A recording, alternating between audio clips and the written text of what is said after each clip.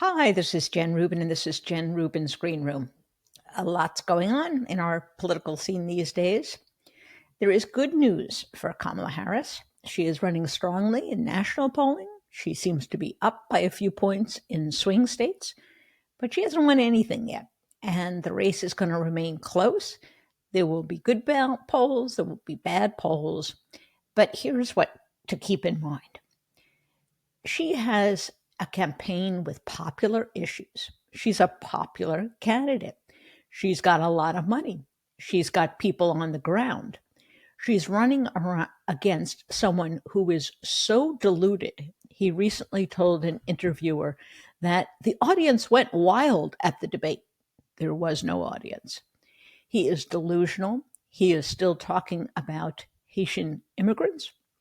He is completely undone by his losing debate performance.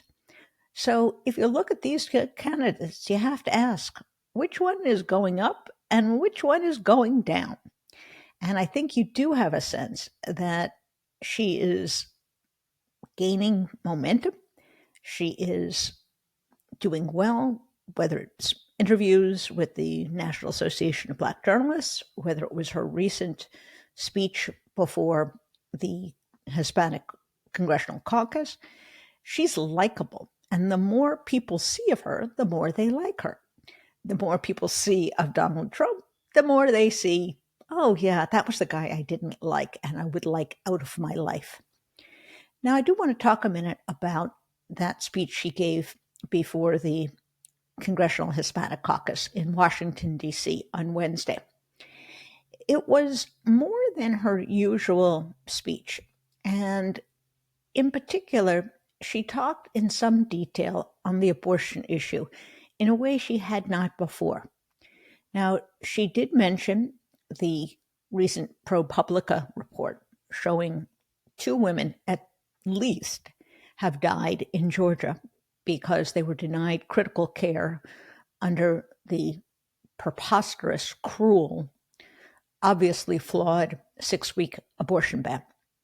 But she did something else.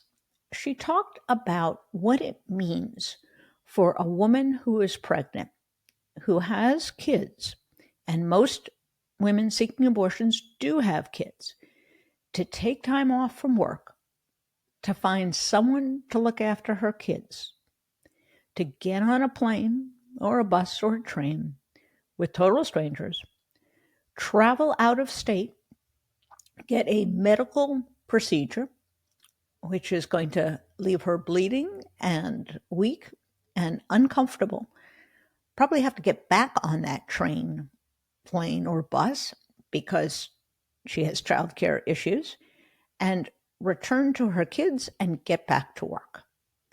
Is that really what we want women to have to go through? It was a very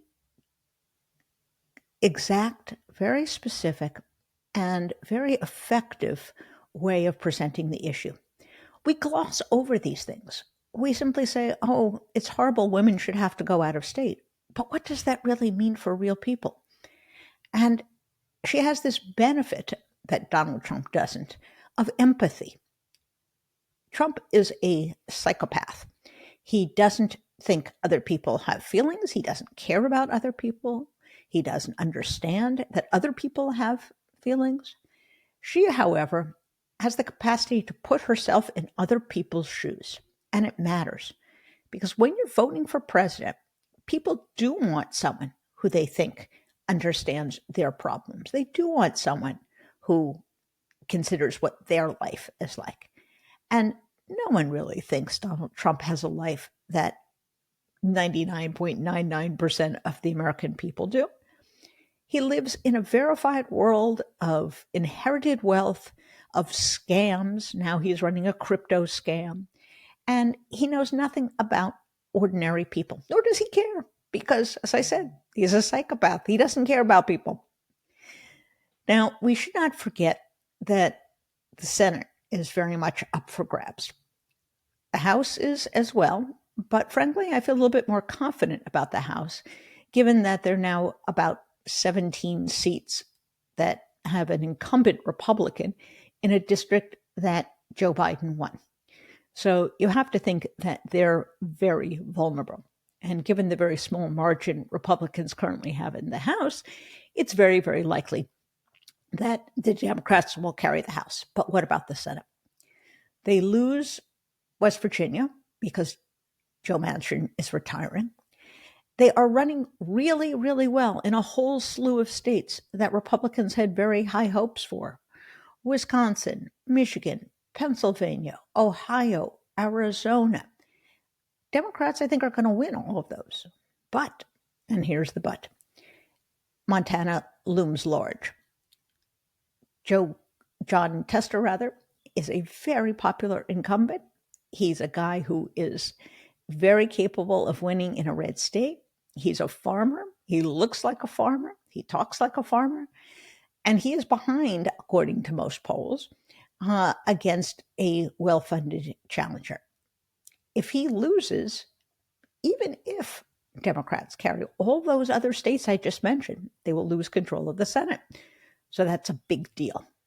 So what do Democrats do? First of all, they have to start spending in Montana like nobody's business. And they need to consider, if not alternatives, backup plans. So where are those backup plans going to run through? Well, Nebraska. Yeah, I know, Nebraska. Deb Fischer is a terrible candidate. She's breaking her pledge to only run for 2 terms. She's up against a guy who is running as an independent. Osborne is his name, and he has a working class background. He's putting together a coalition of Democrats, Republicans, independents, and he's running within 2 points of her. Now, Nebraska is a very cheap state in terms of advertising time and airtime. So Democrats would be very well advised to start spending heavily in Nebraska. It's not that big an investment. So spend some money there and see if Osborne can beat Fischer. If nothing else, it'll make the Republicans spend money in a state they never thought they would have to spend money in. Then there is Texas. Ted Cruz. You either love him or you hate him, and a lot of people hate him. That is why he's only winning by a couple points over a Democrat by the name of Colin Allred. Allred is a rather conservative Democrat. He's a hawk on the border, and he was just endorsed by Liz Cheney. So what about Texas? Now, Texas is a different proposition than Nebraska. It's really expensive. It's a big state. They're big markets. So in order to make a push there, Democrats would really have to make a commitment. A few $100,000 isn't going to do it. Even a few $1 million isn't going to do it. They would really have to sink some serious money into Texas. Funds are limited. They have to make some choices. Is it worth it? Well, that's a decision they're going to have to make, and make it very quickly. Because if they really want to make a difference, we're only 6+ weeks away from the election day. They better start making it now. Now, there's another state that surprisingly is in play, Florida. But Rick Scott, isn't he very popular? No, he's not very popular. He is an extreme MAGA character. There is an abortion measure on the ballot, which is likely to drive Democratic turnout. And he, too, is up against a well-funded, capable Democrat. And there is a big issue in Florida that Rick Scott has nothing to say about and no solutions for. And that is, you can't get homeowners insurance. That's a big deal if you can't insure your home. The market has really been destroyed because insurers have pulled out, given the hurricanes and the weather conditions, and that's a big issue. So the Republicans in charge of the state, including Ron DeSantis and their 2 Republican senators, are not necessarily beloved by the public these days. But again, Florida is an expensive state. It's a big state. Are they going to spend money there? Again, they better make a choice.